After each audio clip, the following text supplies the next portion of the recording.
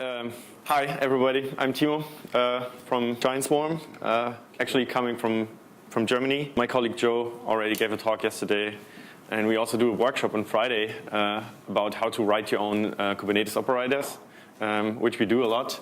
And yeah, so brief explanations what we do. We run cloud-native stacks in the data centers of our customers. So we're basically their SRE team. And to do that, we kind of built a product around that. So it's not that we're just like manually installing things in the data center. It's basically we have a pipeline into their data centers. Once we merge something, whether configuration or a new version of a service, it's automatically deployed in all installations that we run for our customers. So it's basically we're writing software to manage all these installations, and we're not doing the classic operations, right? So we're writing operators basically to automate all these things, and we carry the pager because we pretty much believe that we're not building a Kubernetes distribution and then somebody else has to run it. So we're kind of picking up the open source projects, but and we combine them, and we also take the responsibility for how we combine them. So we're taking the pager, and if we mess up something, yeah, we're there on the weekends and every day.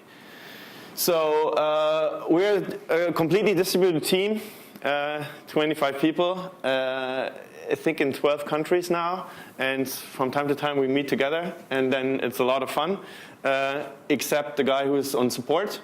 He's always pretty focused. So yeah. Brief overview. I want to give you my definition of cloud native, because I don't know, when I first heard it, I was like, yeah, what's cloud native? What does that even mean?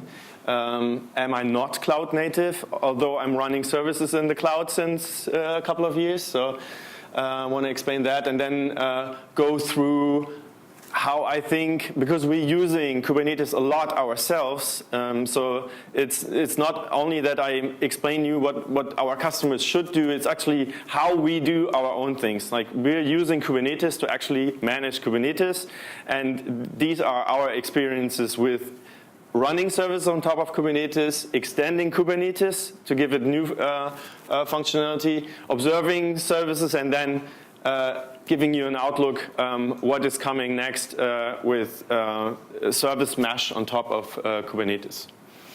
So what is cloud native? Yes, as I said, I mean, these are all buzzwords, and in Germany would say this buzzwords make my ear bleed from time to time. So I combine both of them, microservices and cloud native. So yeah. First of all, there's the Cloud Native Foundation. So there are lots of projects, open source projects around infrastructure and running services in the cloud that kind of form this mindset of cloud native, right?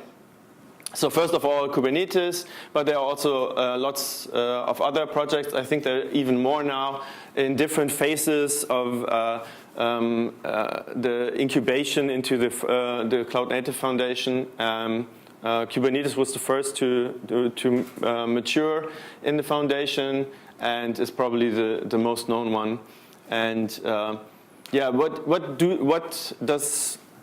those services have in common? I think I'll first give you a brief overview of microservices. The most important thing for microservices for me is my teams should be unblocked. They should do their own thing. They own what they do. It's around business capabilities. It's not around components. And they should just like deliver their software without being blocked by operations or other things, or being blocked by other teams because they need to wait until they can release their service because the other team needs to do something first. So that's one important goal for me, to have microservices. And then the result is also, yeah, sure, if that's the case, we can iterate faster because we're not blocked, right? And the other thing in the cloud is that you have to have scalable services and resilient services, because the system is loosely coupled and independent, and you don't want to have one component down and then the other team has a problem because of that. So you want to have resilience against other services failing, et cetera, et cetera. These are like it's a small definition of microservices, is much more, but just I wanted to set some ground here. And with cloud native and what those different projects have in common, for me, one important thing, everything is around being dynamic. So you have an API that gives you the information what is running where within Kubernetes, for instance, and you always have to cope with it's going to be away at some point. And so you roll machines. There's no guarantee that the machine is there, and you always have to cope with your service gets a notification, it will be evicted, and it will come up on another machine. This is a dynamic environment that changes a lot of things. Also, from a security point of view, there are no static rules in those kind of systems. You don't have a static list of IP tables somewhere. It's just all dynamic, and you have to cope with these dynamic situations. The second point is that all the definitions, all the configuration of how the system should look like are declarative. Best example for that is always, for me, is Ansible. So you have a YAML for Ansible, but I think Ansible is not declarative because it's a script. It's just executed one by one. From time to time, there are people who say like, yeah, but you can do Ansible in a declarative way, but I've never seen it. Really, it's a script for me. And the Kubernetes manifests are not a script. It's a declaration how something should look like. It's the desired state, and then Kubernetes takes care of actually transforming that into the actual state, and also constantly watching it and transforming, like it converges into the actual state all the time. And that's the difference for me. And one other thing is you kind of have to build it from the ground up with the right building blocks, because in the first place, if you have a platform as a service that is like a framework, and it doesn't allow you to go down underneath, it's just one workflow that covers like 80% of your use cases, then what do you do in the other 20%? You have to work around that platform as a service, or you have to like spin up a machine and run that service right next to your platform, right? So when Vogels said on his recap on 10 years AWS, that it's important to find the right building blocks and to compose them instead of having an abstraction that keeps those lower level things away from you. So first of all, you have EC2 instances, and you can always use EC2 instances, but you can go up, and you can even use higher services like RDS. But still, if RDS is not right for you, you can use EC2 and do it yourself. And in Kubernetes, it's the same way. You can use a pod, but just a pod doesn't make sense. So you use a replica set, but a replica set is only taking care of how many pods are running there. But you want to do a rolling update, so you use a deployment. So you have all these three resources, and they just have higher abstractions. But if the deployment is not the right thing for you right now, you maybe just want to have a replica set, and that's totally valid. And I think that's important to have these composable building blocks instead of having an abstraction that at some point either leaks or stands in your way. And yeah. And one core belief, so from time to time I hear people saying, all those open source projects, it's a vendor lock-in as AWS is a vendor lock-in. We're doing infrastructure, and I have the core belief that the infrastructure that I'm running is not a black box. I want it to be shared across the vendors. I want to have Google run Kubernetes, AWS run Kubernetes, and Azure run Kubernetes, and I think that's a benefit for all of us. The people who are running the infrastructure, going from one company to the other, or the people who are using the infrastructure because the interface stays the same. So I have the core belief that this should be open source, and it's still a vendor login, yes. If you use Kubernetes, you use Kubernetes, and you're not going to switch to something else pretty easily, for sure. Yeah, so how do you run services in Kubernetes? So typically, a microservice needs a couple of cross-cutting features. Like every microservice needs that. So you need to have some sort of way to configure the microservice. You need to manage your secrets. You need to register, and you also need to make sure that you can find other services. That's a typical thing that you need in every service. You also want to have metrics to make the service observable. You want to ship the logs somewhere, and you maybe want to have tracing, because if you have like hundreds of services, debugging gets quite hard if you don't understand how things go through the requests go through the network of your services. And third, you want to make your service resilient against failures of other services.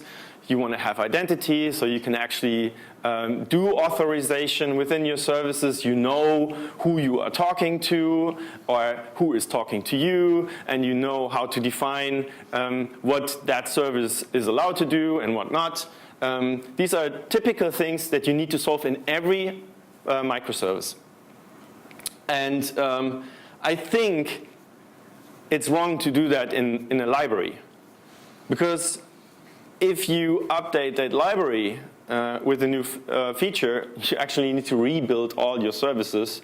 Or if you have a security problem in this library, how to discover services, like how do you roll this out in your infrastructure? You need to rebuild all the services, and that's quite challenging. Also, you need to reinvent the wheel in every single language, right?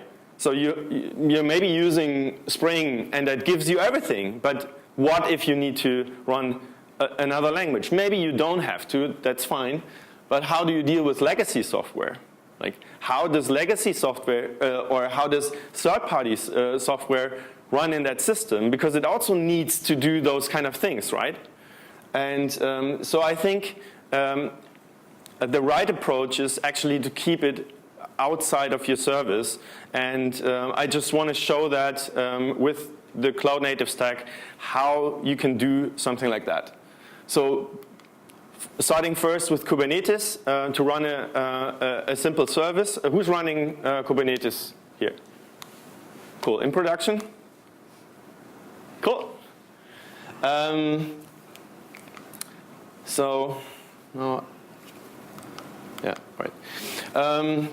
Kubernetes, as said, you have YAML manifests that declare resources in Kubernetes.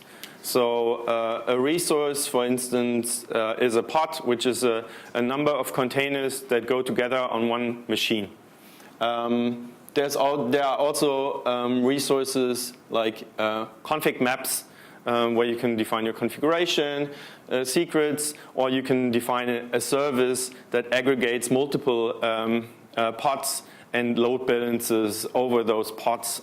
So it's a concept. It's actually not something that would appear as a container or something like that. It's just a concept that allows you to have multiple pods appear as one service. So an example deployment would be, I want to have two, this is simplified because otherwise it wouldn't fit on the slide. So I want to have two replicas of this application called MyService, and it's one container actually called MyService, and the tag is the latest tag, so it's like very simple.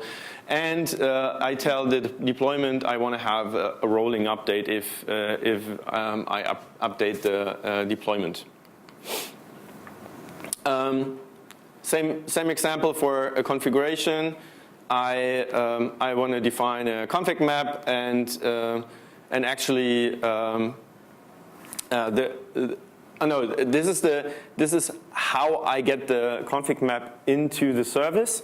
So I define the config map as a volume, and actually the config map that is in the YAML will be a config file within my service. Right? So I define the config map in Kubernetes, I give it some key value pairs, and then within the configuration of my deployment, the one that you saw before, I also define a volume, and it references a config map, and it will be a file within the service. Same for secrets. Works the same way. You can mount the secret as a volume inside of your service. So the service only needs to know, I find my config file in the file system, so that's all. I don't have to talk to any other service to get my configuration, right? I mean, that's that simple and probably known from other tools beforehand. So you would use either environment variables or files or something like that, so no brainer. And then you also have some probes that allow you to tell the orchestrator if the service is alive or not. So, Kubernetes would check the pod constantly on that URL, on that port, and if it's not available, it would actually spin up a new instance and kill that instance. That's the way how it keeps up your service automatically. Same as the readiness probe. It's just your pod comes up, and then you want to make sure maybe you have some pre-caching to do or something like that, so the service takes a bit longer to get it up. And once this URL is ready, then Kubernetes starts putting traffic onto that pod. Beforehand, it waits, right? And you can use the same thing if you want to go into maintenance. So if you say, like, I'm going to do a backup, and then my disk is slow, so I don't want to serve any requests now. So you just use the ready path and say, like, please don't send any traffic. It's not, the pod is not going away like the liveness probe, because if the liveness probe fails, Kubernetes would actually kill the pod. But in the terms of ready, it would stay there. It can do a job and then come back. And the same, use the same thing if you want to do a graceful update. So you would get a notification from Kubernetes that the pod will be evicted, and then you can say, okay. I tell Kubernetes not to send traffic anymore. I drain my connections that I still have, and then I shut down. And so you can do a graceful update of a service without losing a connection.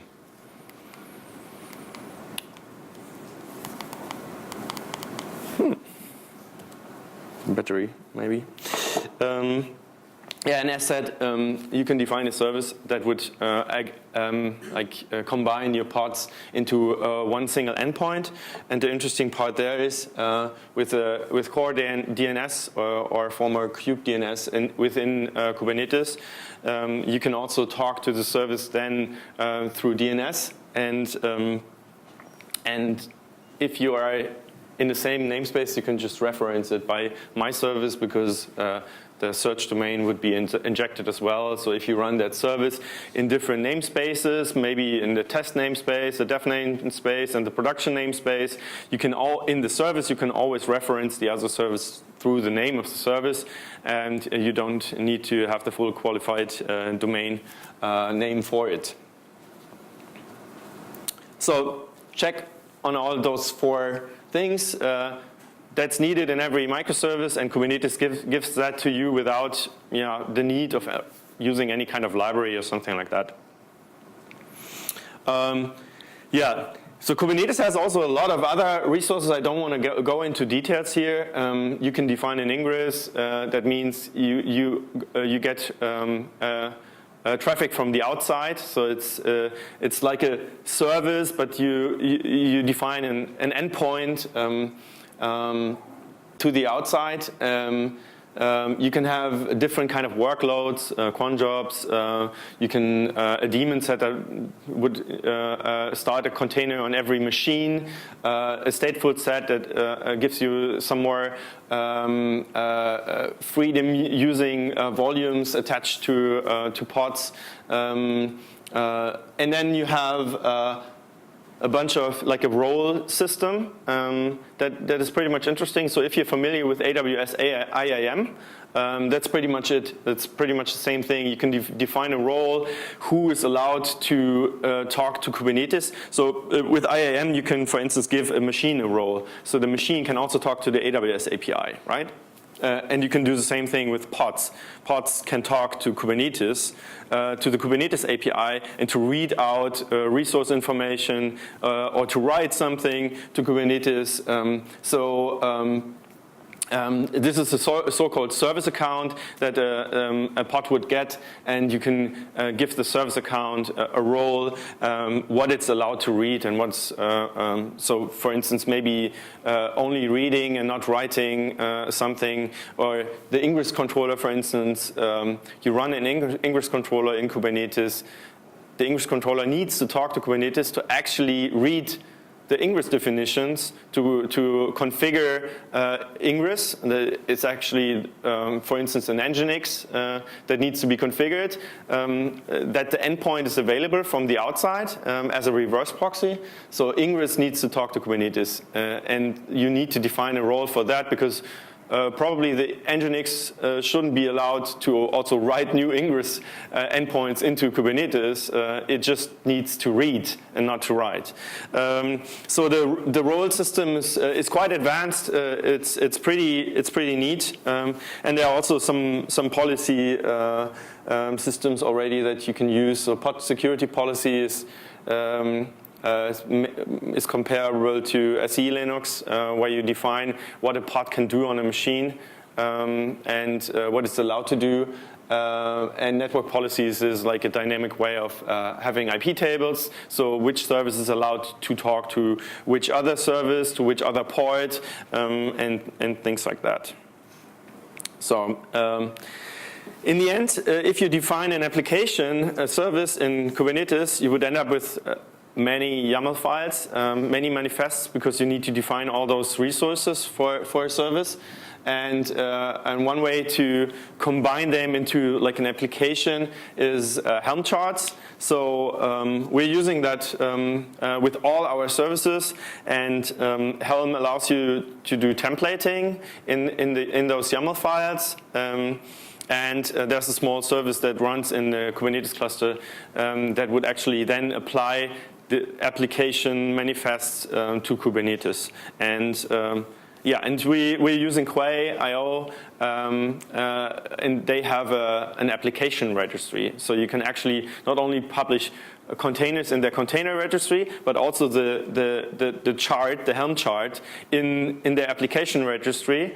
And that's also the way how we run our deployment pipeline. So once we merge a PR, a build is triggered on CircleCI, and once CircleCI is ready, it pushes the container and the Helm chart into Quay, and then we create a deployment event in GitHub, And since a lot of our installations are also behind firewalls, so we cannot push into those installations. We have a daemon running in those installations. So similar, like what Alexis told us this morning, this daemon would watch for events on GitHub and then actually tell Tiller, fetch the Helm chart and install this application in the cluster. And so that way we can merge something on GitHub and it's automatically rolled out in all our installations. And we can pretty much exchange Circle CI with everything else. We have no dependency on Circle CI, or we could also exchange Quay with another registry. It's independent from each other.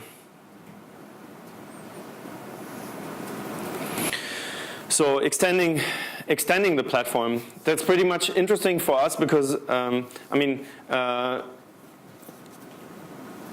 we are managing Kubernetes clusters in Kubernetes, and this is pretty much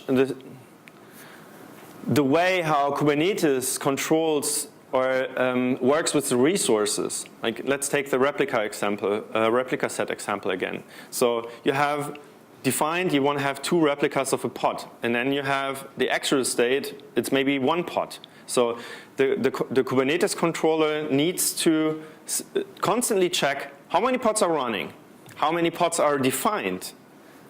And then if there is a difference, it needs to start another pod or remove 1 pod to be at the replica definition again. And this is a so-called reconciliation loop that is going on all the time within Kubernetes, how Kubernetes manages its resources. And this is done through having etcd as a consistent storage. So etcd, the most important part about etcd is that data that is stored in etcd, although it's a distributed database, is consistent. So that also means a little bit that if you run Kubernetes, etcd are your pets. You need to take care of etcd, because if etcd doesn't work, then Kubernetes doesn't work anymore. But etcd takes care for you that what you define, what you wrote to etcd, it's consistent. It's not eventually consistent. That's the most important thing. But on the other hand, that if you know the CAP theorem, the problem you get is availability. So in the worst case, if you have a network split, 1/2 of etcd will say, no, I'm not accepting any reads or writes, because I am not the majority of the cluster. So availability is the part that is a bit tricky then with etcd. Anyway, as I said, you have lots of resource definitions, and the controller is constantly in that control loop to transform desired state into actual state. And this is a pattern that we use a lot, and people call those controllers also operators, because you can write a lot of code that does things that you formerly did as an operator manually into code. And the way how you can extend Kubernetes is defining your own resources within Kubernetes, called custom resource definitions. And a good example for that are, for instance, Prometheus operator and Elasticsearch operator. So if you run the Elasticsearch operator, you can do kubectl create elasticsearch.yaml, and within there you define how your Elasticsearch looks like. And then the Elasticsearch operator would actually translate the definition of the Elasticsearch instance that you want to have into a deployment of Elasticsearch pods. So it's just delegating or transforming one resource into the next resource that goes into the next resource, and so on. And in the end, you will have pods that run Elasticsearch. right? So if you want to do it yourself and you, I don't know, run a platform that is creating blocks for people, then you would say, okay, I'm writing a block operator or WordPress operator or something like that, and it would do the same thing. You can define a block, you have attributes like title, URL or something like that, and maybe theme, and then you define that as a resource in Kubernetes, and the operator would translate this into a deployment of WordPress and so on. So that's the way how you can extend it. And we, for instance, have a certificate operator, because every Kubernetes cluster that a customer creates gets its own root CA, and we will create certificates for each component of Kubernetes through Vault. And so we define them as resources in certificate resources in Kubernetes, and our cert operator would reconcile those resources and check, is this certificate already created? If not, talk to Vault, create a certificate, and store it as a secret in Kubernetes. So that's how we do operators in a lot of examples. Yeah, I already explained that. Yeah, as we like to have microservices, and we see a good reason why you should do microservices, we also ended up having lots of micro operators, because the way how you want to compose your system out of small resources and then going higher up the abstraction, this really helps also to have very well-defined small resources, code that takes care of one resource. And then we also have a cluster resource. But the cluster resource boils down into certificates, into nodes, into all those kind of things that are behind that concept, right? And we can still go down and use this, like, I don't know, I need a certificate so I can create a resource in Kubernetes. Yeah, and we wrote a library for that. Yeah, you shouldn't use libraries and share code, but there was a lot of boilerplate that we had to do in every operator. So we ended up, and we currently don't have a way to separate this out into Kubernetes itself. I mean, the whole CRD system is evolving. There are a couple of interesting features coming up in the new Kubernetes versions, but still we needed to have a way to create a new operator in 5 minutes. That's why we came up with Operator Kit, and it helps us a lot. So how do you observe your services within Kubernetes?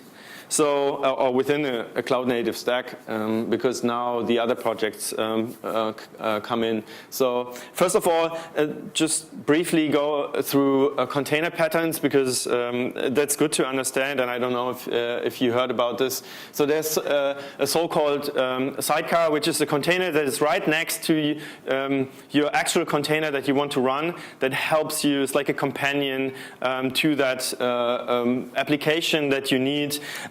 But you want to have a separate lifecycle for that. Maybe even another team is doing that. Maybe it's some cross-cutting functionality that you need to add to every service. A good example is like an Nginx as a reverse proxy next to your application, or some HTTP cache in front of it. So that's a typical sidecar, and pretty much similar is the ambassador pattern. It's just a different name, or it's explicitly for that use case of having a proxy next to your application. This is also used in the service mesh heavily. This is probably, the adapter is probably more interesting for like monitoring stuff. So you have a legacy service that talks to, that ships logs itself to some endpoint. So maybe you want to have an adapter container next to your service that takes the logs from your service and actually puts them to standard out, because that's the way how you do it in Kubernetes or in Docker, how to get the logs pods and not to ship them to like some port or something like that. But maybe you cannot change that legacy application. Maybe you want to have an adapter for your monitoring, things like that. So you can transform some output into output that works within your microservice platform. So it's just a couple of patterns that you usually use, and that's also why there is pods, which always means it's not only one container, but it's a namespace within one machine that runs multiple containers next to each other, and they kind of have they are loosely coupled. You can have a separate release cycle they have a separate life cycle. I mean, you take down the pod in a whole, but still you can create a build of that service independent from the build of the application, and that's the important part. Still you have the challenge when you do this composition. Like if you have a security fix in one of those companion containers, then you still need to run all your run through all your microservices, right? But this is less painful than having to rebuild all your services, right? I mean, you need to cycle through all pods to get the new version up, but you don't have to rebuild all your services. And maybe depending on how the library changed, you actually need to have a team looking over it, and you're not able to just add the new version of the library because it's in code and maybe there are some incompatibilities. So it's much better to use this as a way to add this cross-cutting functionality into your service instead of having a library that does that. Still, if you look at the tools I'm presenting now, you would always use a library for some parts of it. So Prometheus adds monitoring, collecting metrics within services that run in Kubernetes. You can also measure Kubernetes itself or the node. The nice thing is it talks to the Kubernetes API and discovers all your services, and you can define the endpoint where you offer metrics. But you're not sending them directly somewhere. So Prometheus comes and scrapes those metrics, which gives you all the freedom to create your own topology of Prometheus instances that go and scrape those services. The services don't need to know anything about that. They just offer their metrics, and somebody might come and collect them. But this also offers a lot of monitoring from the inside of the service, which is interesting.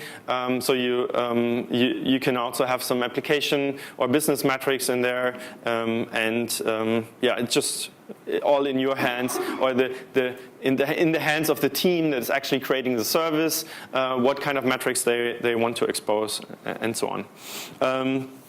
As I said, you have a library, or you have many libraries in different languages that help you to create the format that is required on that metrics endpoint. But still, you don't have to change something if you want to change your monitoring topology or something like that. It's completely independent from that. And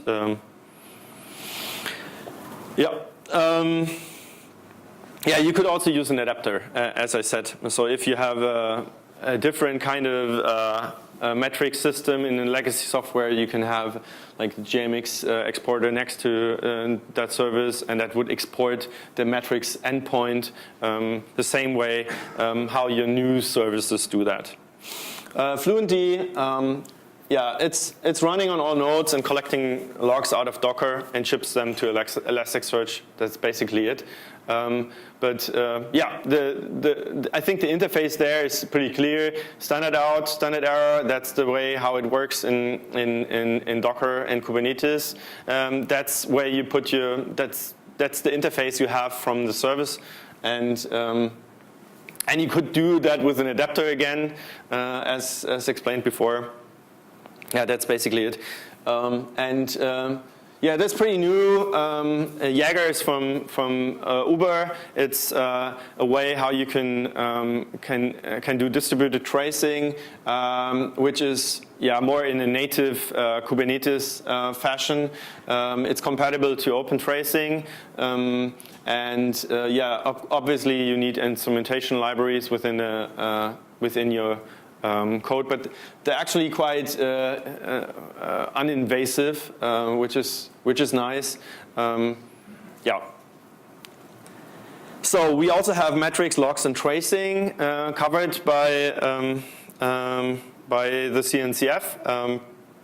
Still, as I said, you have a lot of libraries still inside your service. You need to take care that actually the engineer needs to know about all those things. He needs to know what kind of metrics do I need to expose network-wise in my application, those kind of things. What do I need to do about tracing?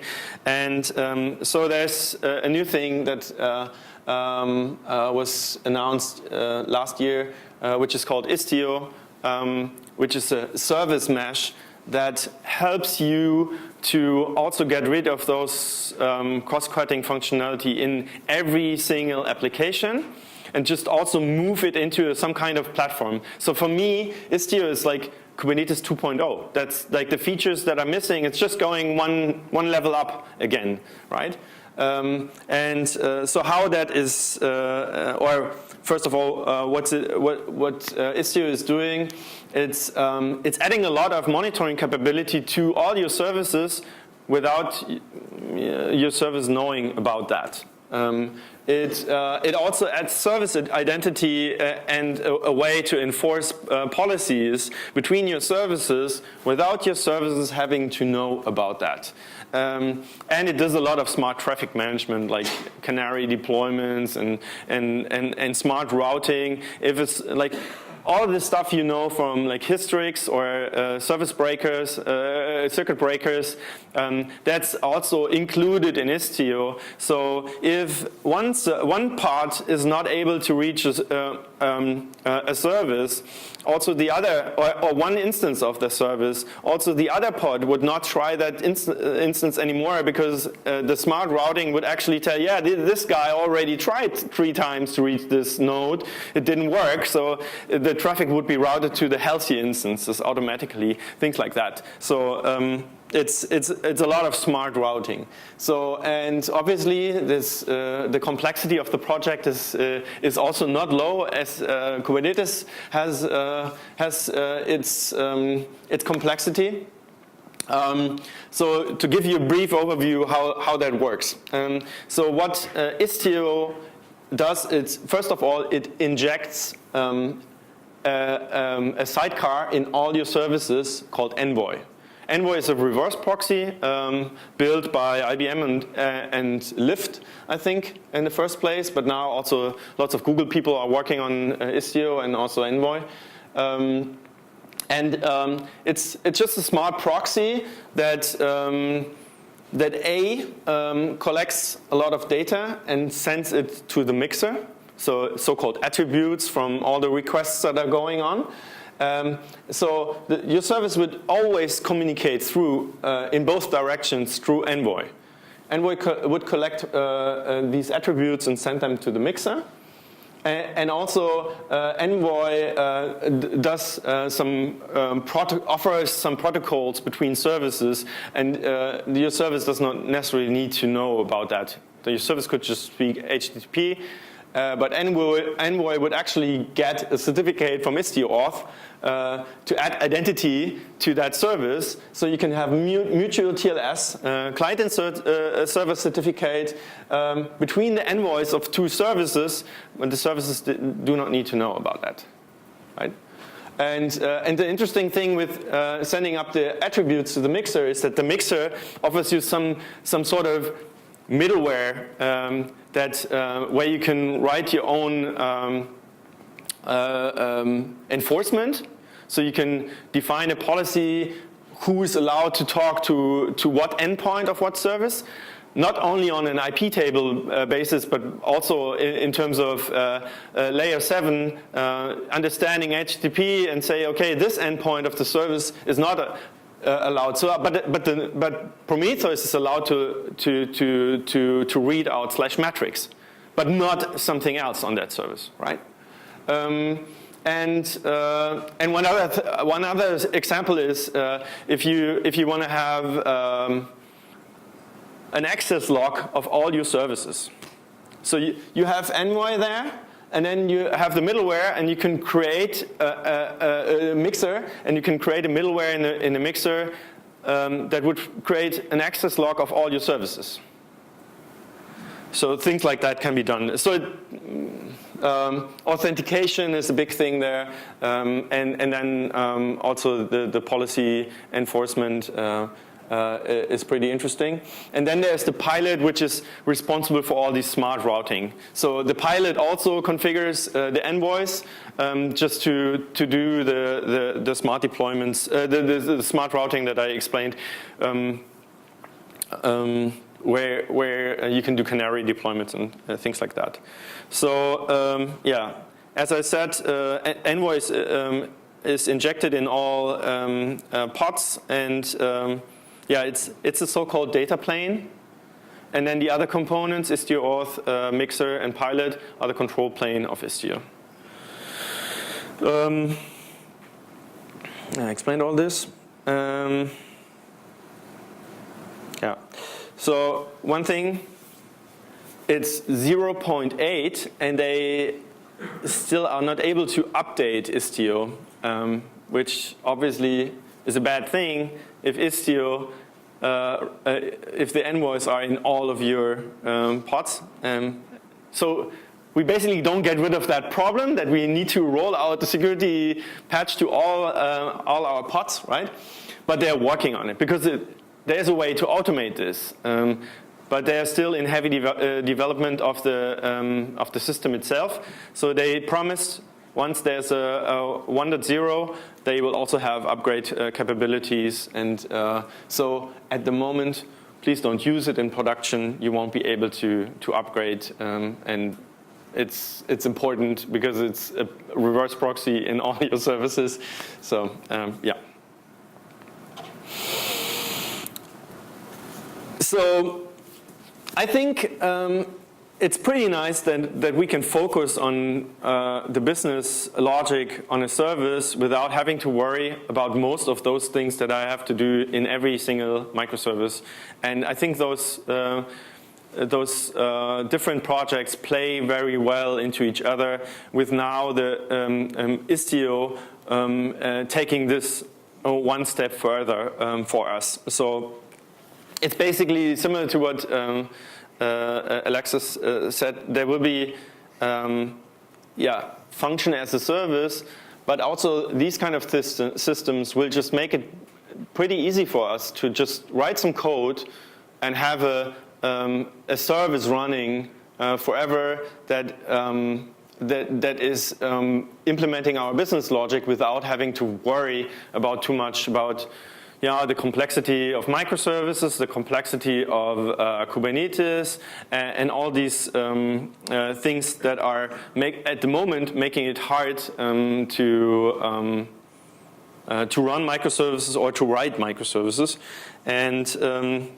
And one thing there is we see that a lot is people want to do microservices, and then they start building the platform, and it takes them 6 months. It's pretty shitty. It fails in production, and it takes another 6 months, and it's just making them slow. The goal of microservices is to be fast, right? So don't start building your own platform. Rely on the cloud provider or some managed service, which we do, because, I mean, we see all those problems across customers, and we're fixing them, and we made our mistakes, and we learned how to run these projects and how to cope with the complexity of that system, because there's a lot of complexity in there. And yeah, it's pretty simple to start your first Kubernetes cluster, but to actually run it, and then if you see the complexity that is now adding up to Kubernetes, that's not the focus of most of the companies, right? I mean, our focus is to run infrastructure, but if you want to do some business logic, write some services, then you better not start building your own platform. And I don't care if you use AWS or us on AWS. That doesn't matter to me, but don't do it yourself. Thank you.